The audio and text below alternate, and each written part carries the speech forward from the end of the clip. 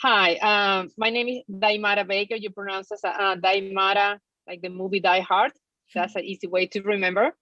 I really represent two organizations.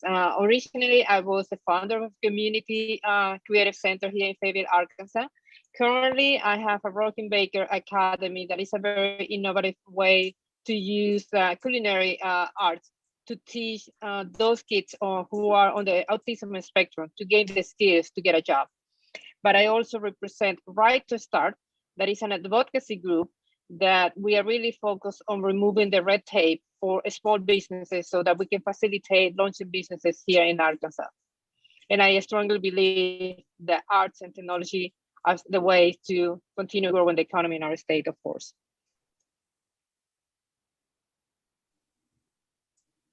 Thank you so much. You may be our first culinary person. So thank you so much for being here and representing the entire state in the culinary arts. Excellent. Yeah, it's wonderful. We appreciate it. Next on the list is Jen Gerber at Hot Springs Stockfest. Hi, so thank you all. So I'm happy to be here. My name is Jennifer, and I'm the executive director of the Hot Springs Documentary Film Festival. If you're not familiar, we're the longest running all documentary film festival in North America, and very proud of our legacy and the work that we're able to do here in Arkansas. I also work with Low Key Arts, and I run their Inception to Projection filmmaking program, and have been teaching and making films in the state for the last 8 years. And I have certainly, when it comes to the intersection of arts and technology, that is core to everything that I feel like that I do, which is developing stories and storytellers, and then training these storytellers to use the technology to express their ideas. And then ultimately we create opportunities to showcase these ideas and these films within the various festivals that I work with. So I certainly believe strongly and have given my life to this craft. And I've been really honored to be part of the filmmaking scene in Arkansas. And as we look to the future, I think sort of the most important things, and a lot of these things are already in motion, is just protecting these tax incentives so that we can continue to attract filmmakers, continue to train qualified crews. So when filmmakers come here, they have resources right here in our state. And that way also allows people that are interested in this field to be able to work and have a satisfying and fulfilling career right here in Arkansas. So those are the things we're trying to do between the Hot Springs Documentary Film Festival and the filmmaking program at Low Key Arts. And it's been a real joy to see all these programs flourish year after year. Thank you so much. And so next on our list, we have Jake Herzog from Fayetteville. Well, hey, everybody. It's a delight to be here. I'm so glad I could finally make one of these. This is an amazing thing that you are all doing, and I'm delighted that it's happening and delighted to be a part of it. So I'm a jazz musician, guitarist by trade. I've done a lot of work all over the music industry, and I currently am the director of our jazz program here at the University of Arkansas, and will be the director of the music industry program as we bring that online. A lot of my work on our faculty has been involved in sort of the contemporary side of higher music education and jazz, pop music, music industry, music business, and so forth. So we've been aggressively trying to build our curriculum in that area. But a lot of what I'm interested in is sort of I see the higher education sector is really having a lot to contribute to the growth of the creative economy here in Arkansas, and trying to figure out how we build those connections toward talent retention, attraction in form of both students and professionals, and really how we help drive that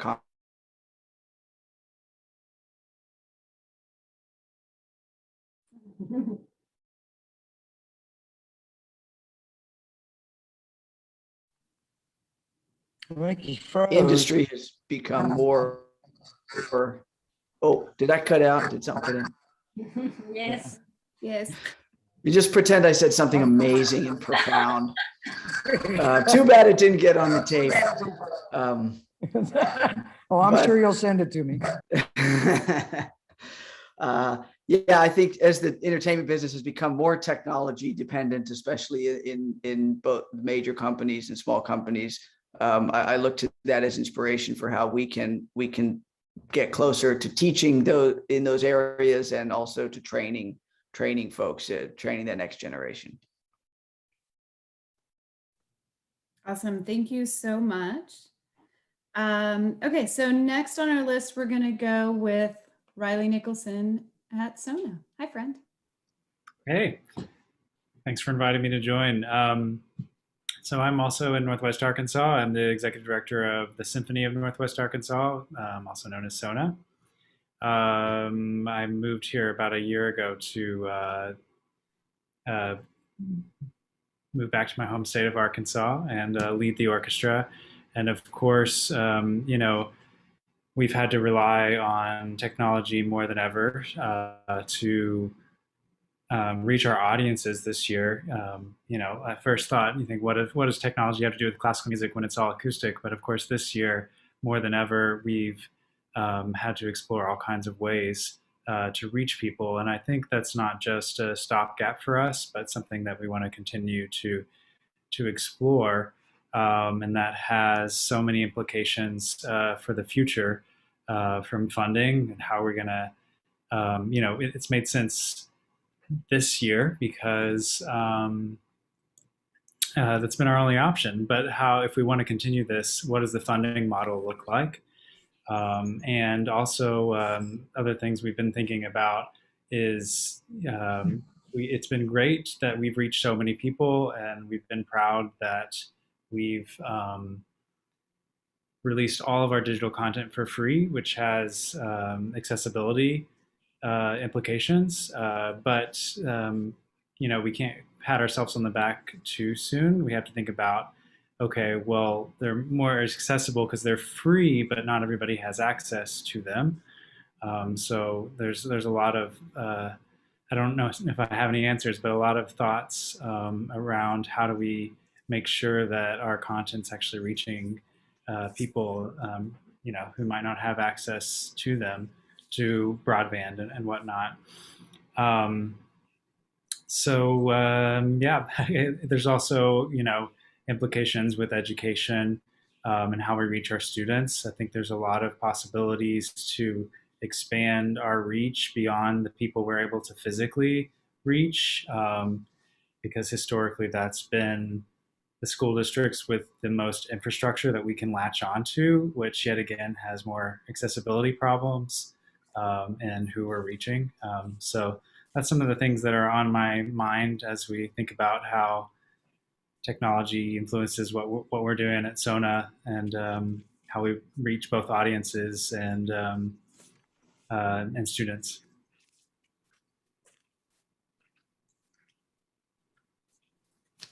Thank you so much. Sorry, my cursor went off screen, so I couldn't unmute myself fast enough.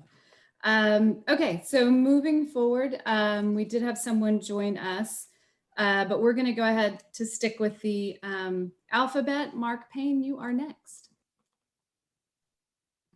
Okay. Hello, everybody.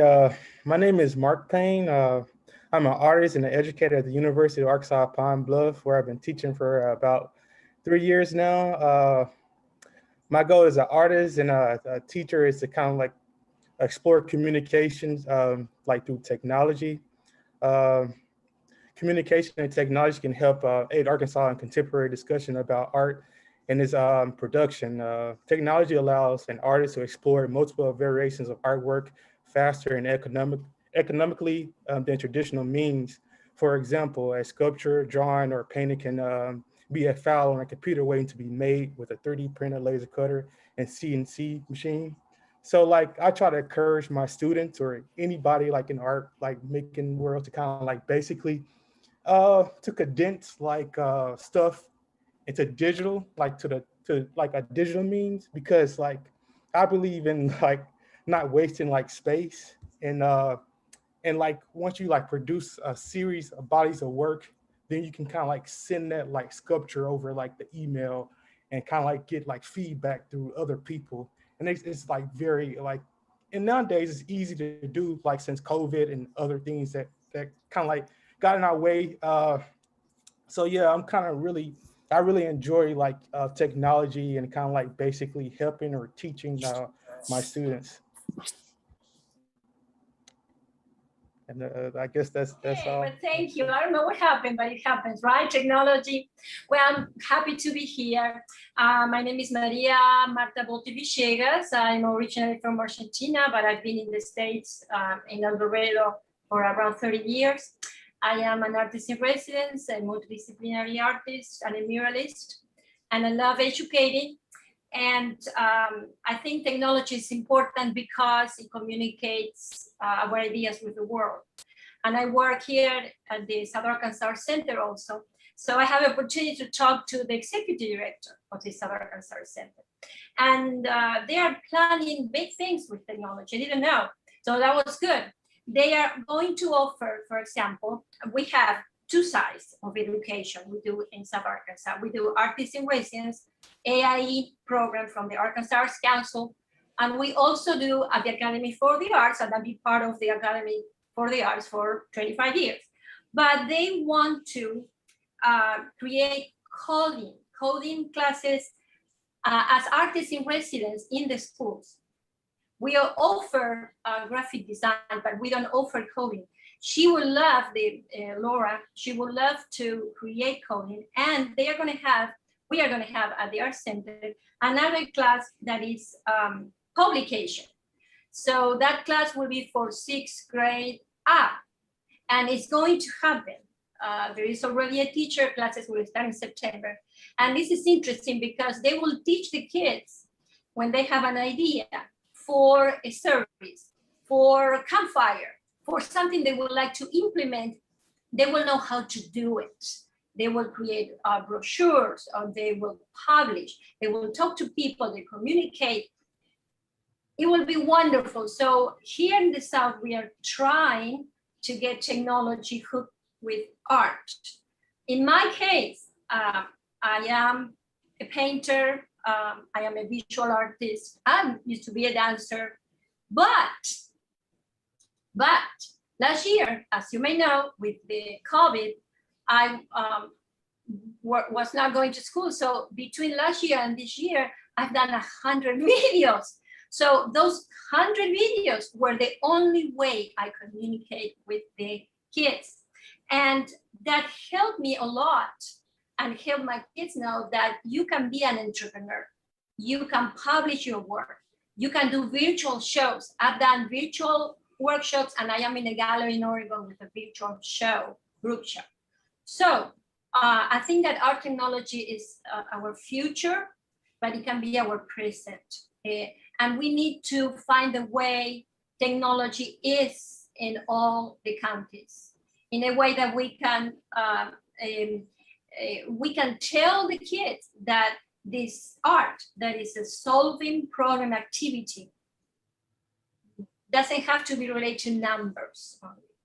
It's creativity. So creativity is everywhere. Numbers is in nature too, but there is a little, sometimes, a stereotype that numbers are only for engineers or for other people, not for art.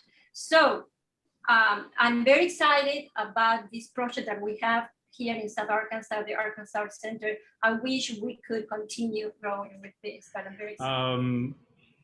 Circling back to music education, one way that students can get excited about music is to be able to play around with production software.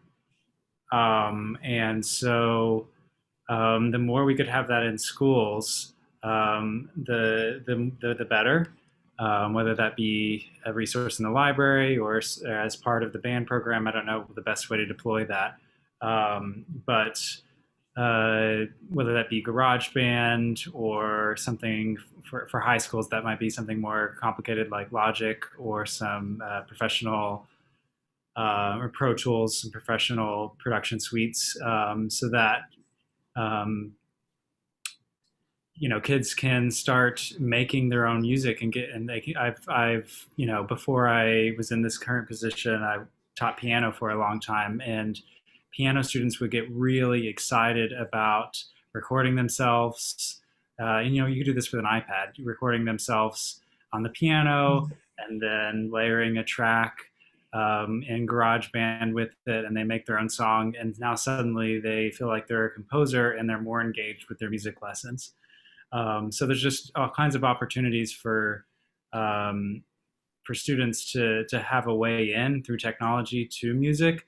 And then when sometimes a instrument seems daunting, right? But an iPad or a computer seems less daunting because that's they're used to it.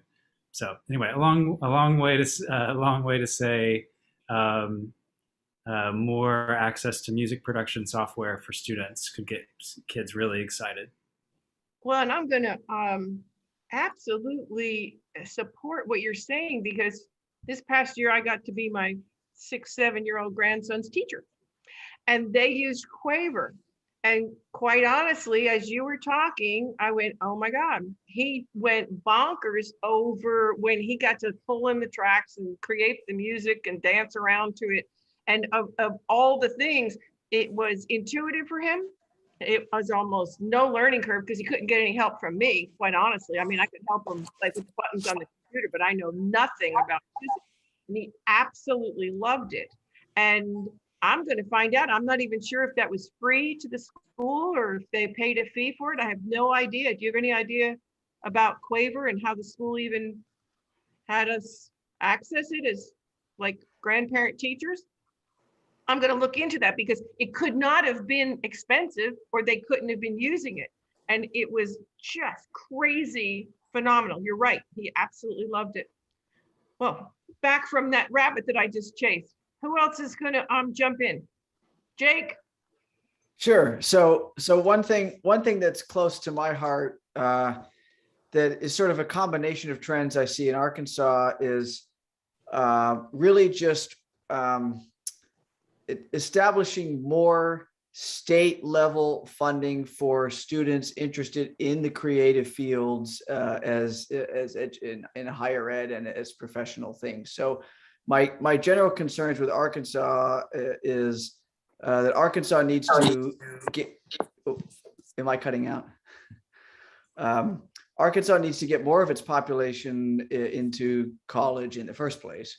And of those folks that do take 2- and 4-year degrees, the temptation is almost always out of the arts, especially people looking to pay back student loans or make a living in a business career, a finance career, whatever career. So I would like to see us do a 180 compared to the UK right now and increase funding for specifically for creative folks pursuing higher education, because I think that can help us counterbalance the natural tendency of so many people to say, oh, I wish I could major in graphic design, but I can't afford it. Or I wish I could major in music or film or dance or theater, but I can't afford to take that chance. And I say that we're going to lose a lot of our potential talent if we don't help them take that chance. Maria? Yes, I have cases of parents who don't see the future for a kid being a graphic designer. I have a case of a kid that we talked through virtual videos in one of my classes in high school, a lot of contemporary art, and he is fabulous. He's fantastic. He even gave me the name of the software to use as a Photoshop. And the guy is good in biology, for example. But because the mother thinks that art is for an elite and art is for people who already have income and they will not be making any income other than teachers, she is not letting him take the class this year, and she's putting him in more welding, which is a wonderful profession. But it's the mindset of the parents that think that art means struggling people. So I think that I would like to find a way to educate parents and administrators, trying to see what is the vision of the creativity. I think we need to base our speech in creativity, as you say, guys, Jacob and Riley. creativity. Art really pushes that part of the brain that connects everything. It has done to me. I'm not saying that I am what I'm saying it should be done, but I'm saying that it has given me a reason to change my life. When you modify things in your work, you modify things in life. So I think that if we could find a reason for the administrators to look for an interaction between biology, between technology, between other things and art, really, because there's a lot of studies, but it's not implemented, at least here in Arkansas. The other thing is we need to empower kids that maybe that don't want to be in academics, but want to make a living. And for example, with this publication class, many girls that come from a home that, for example, one of my students, she graduated honor, and she's a fabulous artist. Her mother wants for her to be a nurse. A nurse, why? Because it's only 2 years and she can make a living and she can pay her loan. Actually, she will not pay anything because we have a system here in El Dorado, the Murphy system. So people, when they finish high school, they have a lot of scholarship already paid by this system. We need to, and this girl who is going to nursing school could have gone to many other things in art, but there's not enough push to integrate this way of being an entrepreneur. In my case, when I finished thousands of years ago in Argentina, my fine arts degree, I also did packaging, right? So I have to learn how to do the graphic design by myself. I did packaging in a cosmetological company. I do my business card. I have to learn Illustrator. And also I ended up being an art dealer.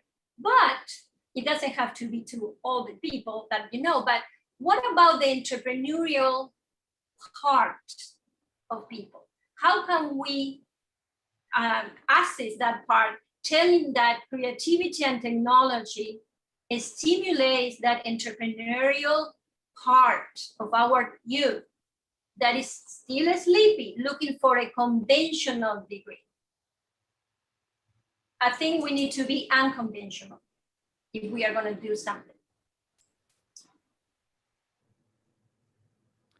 Jake, are we I'd going like to see us invest in ambassadors more heavily, almost in the way that some other states and European countries do, like various artistic ambassadors from Arkansas. We send them out all over the place. We pay for them to do cool things all over the place.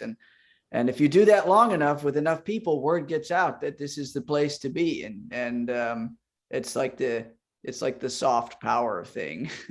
And I think we have plenty of talent, but we don't market it. So I would say another wish I would have is to kind of deploy the creative ambassadors that all over the place that we can, just to spread that message and to create the image of Arkansas as a place where arts and creativity and is thriving. And that doesn't have to be painting or cooking or something. That can be tech entrepreneurs, that can be software, that can be the 3D printing thing someone mentioned earlier.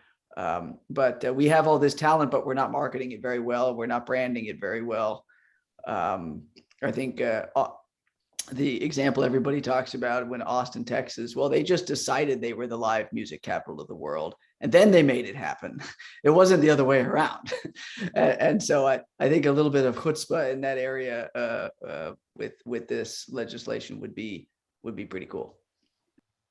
Well, and to that point, I think that one of the reasons why we started with this statewide survey is because we were pretty confident that even though we had a fair awareness of what was going on in arts in Arkansas, in reality, we have learned so much, and certainly communicating to the legislators the wealth of what we have here. I did want to follow up with one quick question. which was, what was the UK model?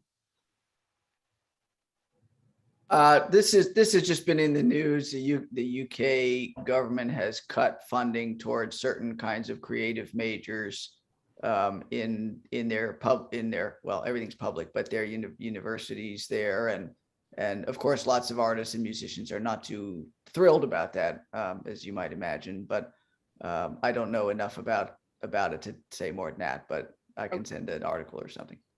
Daimara, you wanted to join in? Yes, I do. Thank you for the opportunity. I would like to address also about the entry cost to launch businesses. I mean, we know that all of these artists at one point they will want to become entrepreneurs, but I would say that we have a huge opportunity to facilitate that transition. For example, is there any way to facilitate subsidizing some of the entry cost taxes and permits and licenses that you have to pay when you're not making any money? At the beginning, it's going to be really hard for them to make a profit. Is there any way to subsidize that period when you are learning how to launch a business so that you are en route to be able to become successful in that area? The other one is the technical support. You know, here we're talking about somebody can be a great illustrator, but maybe that person doesn't know how to market himself or herself. So that person we need marketing expertise to be able to do that. Also, they're going to need some bookkeeping. That when you're trying to launch a business, it's going to be really hard to pay someone to do all of those services for you. So do we have an opportunity here to provide those services for free, let's say for 6 months, 1 year, until they are on the feet, so that they are really in the right path to become successful as an artist, a musician, or whatever direction they want to take? To that point, and it's wonderful that you hit on both the marketing and the bookkeeping, because of course our conversation is arts based, and yet if we just draw back the lens a little bit, there would be a substantial business opportunity for someone who is a bookkeeper who is willing to do the books for a number of arts organizations, all using the same software. We all run into the same difficulties of trying to do it. Most of us don't write an enormous amount of checks, and it would be a wonderful business opportunity for peripheral businesses to the arts. Obviously the marketing, the graphic design, etc. And so we are absolutely keeping a gaze upon the idea of associated industries and the associated small business opportunities that are out there, very frequently within the two-year colleges, for example, where somebody would get the skills that would be able, certainly with the bookkeeping. I'm talking about common bookkeeping. I'm not talking about accounting, at the high end level. So that's a great point, Daimara. Who else would like to jump in? And do we have Jennifer? Yes? Sure, I'll jump in. Sorry, just catching up a little bit here, but yeah, I guess like a big dream and something we're trying to work towards, at least here in Hot Springs, and we're ways out from it, but I'm certainly starting to dream about a film center where there's a really concentrated area for training, for screening, for hosting guest artists, that just has a pool of resources all in one place.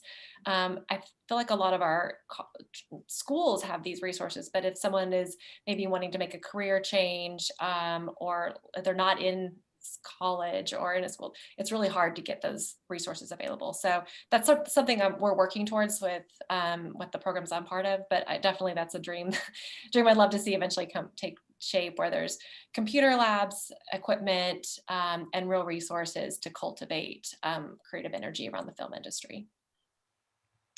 You mentioned something that I wanted to drill into a little bit. You said earlier about the crew, basically the film support and the state. A lot of people around the state saying, we don't have the crew to work the films, etc. Can you be specific? I've heard sound. Okay, so I already know sound is on the table. I got that one loud and clear. That seems to be a biggie across the board. But what are some of these other crew positions that you think would be filled?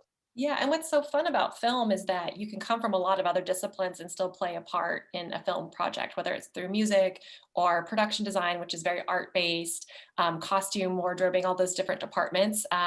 You know, on a traditional size movie, even fairly low budget, most crew sizes are around 60 people that are working for 6 to 8 weeks at a time. And so having as many of those people that are working in, whether it's the lighting, camera department, obviously sound, art department, wardrobe, and then just producing, like the logistics of putting on a film production. Where is everyone eating? Where are they sleeping? Where are they parking? Like those aspects of filmmaking. And it attracts a lot of different disciplines, obviously actors as well. So I think that's what can make it a really vital industry in Arkansas, because we can pull from other different disciplines and really create a collaborative opportunity for You artists nailed in it. It's Arkansas. like, that's how do we get people to stay here? You make it so they can live here. And so that's the insurance, that's vision, that's dental, that's 401k, that's tax preparation. Those are like what are the union services if you really unpack that? And are there some other kinds of ways that creatives of all types can be offered those services in a way that's compliant with not necessarily being a union where we shouldn't be, and also not giving people that binary choice where they're like, oh, well, I can go to New York and join the union, or I can stay in Arkansas and not have any union. Like that to me is a painful choice that folks are faced with. So what can we bake into this ask of our policymakers to ease that burden a little bit and say, no, you can be a painter here and get these services, and here's what you have to do? Well, if you let me, I think that Arkansas has a very nice way of living. You cannot live in New York, you cannot live in Denver, Colorado. I mean, it's very expensive. So this should attract people here. I assume that with the pandemic, many people, and with the fires, for example, there are a lot of fires in Colorado too, but in California, I assume people are moving out. And I don't know, guys, if you in Northwest Arkansas have a lot of people coming from other states because of the way of living. So that should be an attraction. How can we attract interesting people to our state? What can we offer for them besides cafes, theater? What else? What else are we? What culture are we giving them? How can we attract them?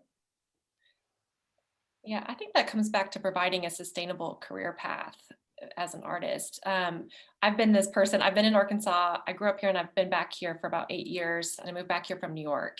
And for probably the first 6 years, I was like, I'm moving to LA, and I finally have decided I'm staying. But it took me almost that long to carve out my career path here, where I felt comfortable that I would have a path that I could count on and doing what I want to be doing. And there's not that many of those types of jobs. And so I think that's the biggest fear. Every time I bring people to Arkansas, they're like, this is amazing, I want to stay. But then envisioning how their career would adapt here, it takes a lot of commitment to wanting to stay here.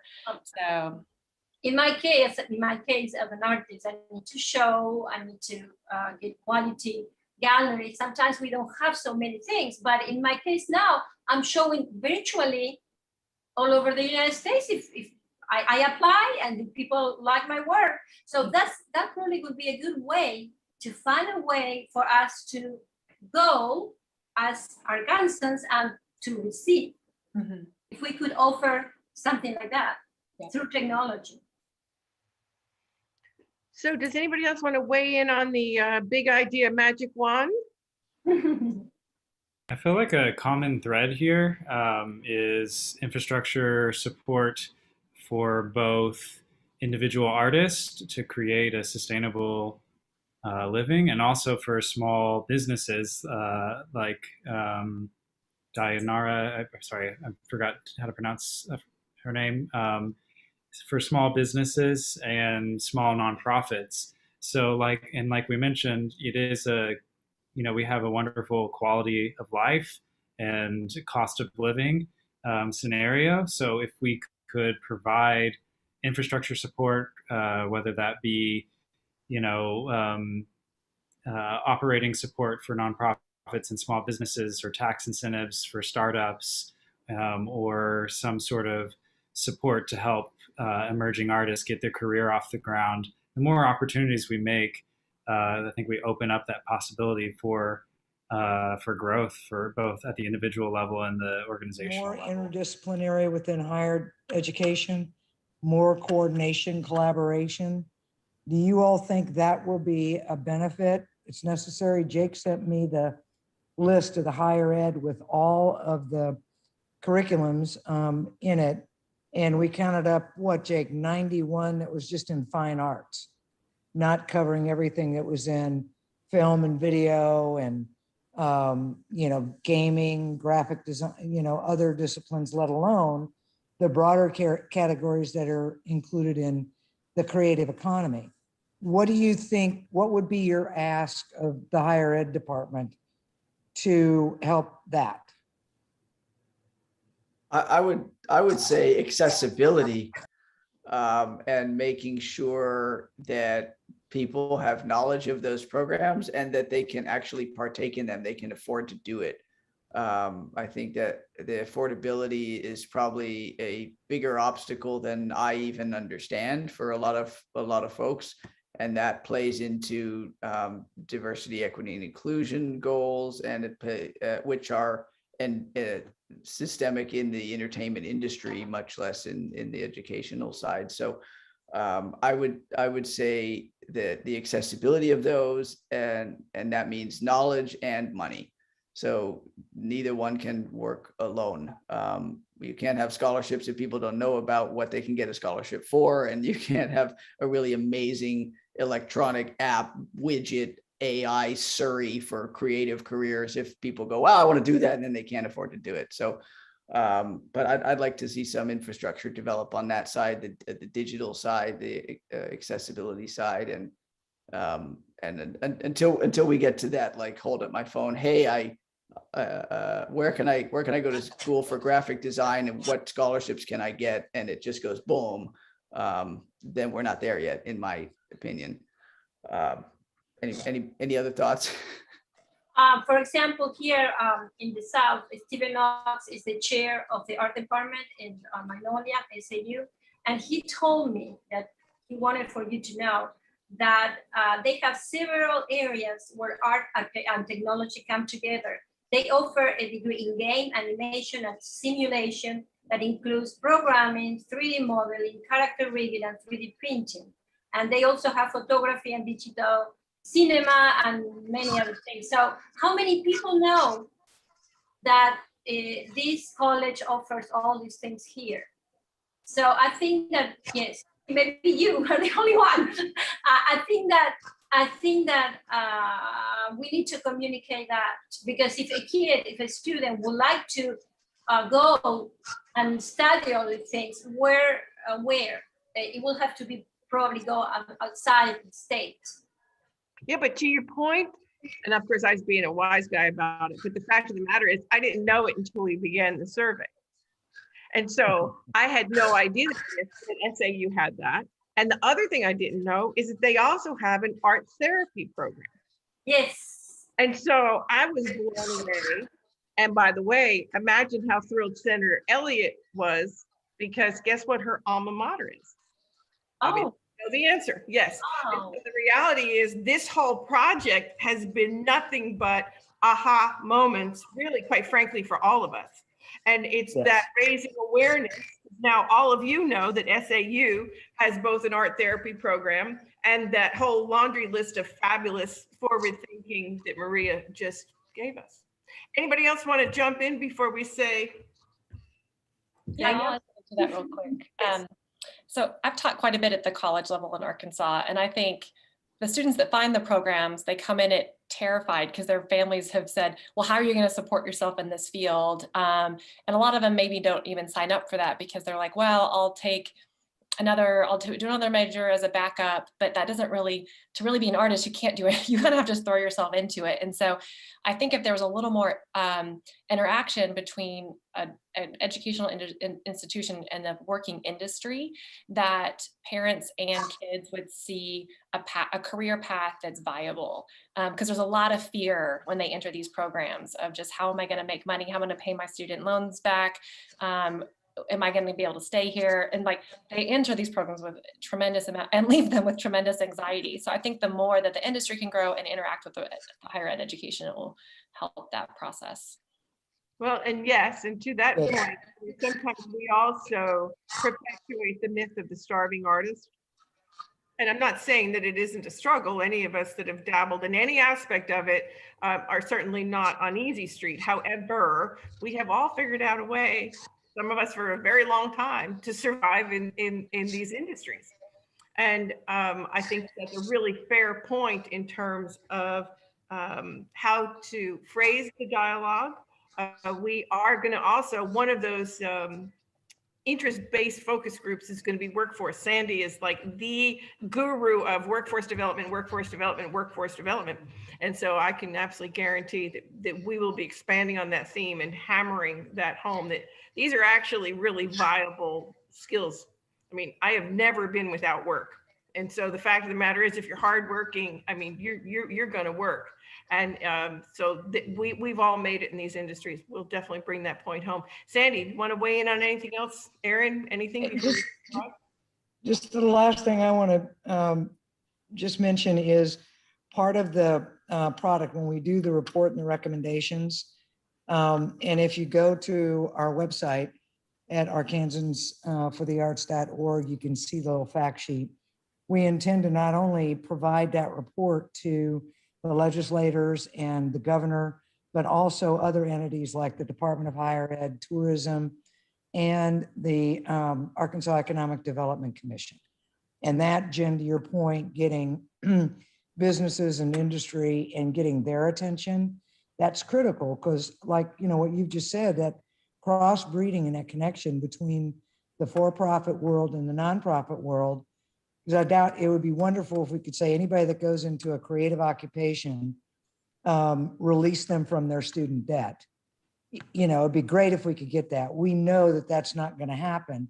But if there's a compromise between the two, help us provide infrastructure support or whatever it might be for the creative occupations, and support these industry centers like your digital production center, and ideas and concepts like that, innovation hubs, creative hubs, you know, those kind of centers. If we can get a combination of that, that might be a path forward to help all the creative industries in their foundation.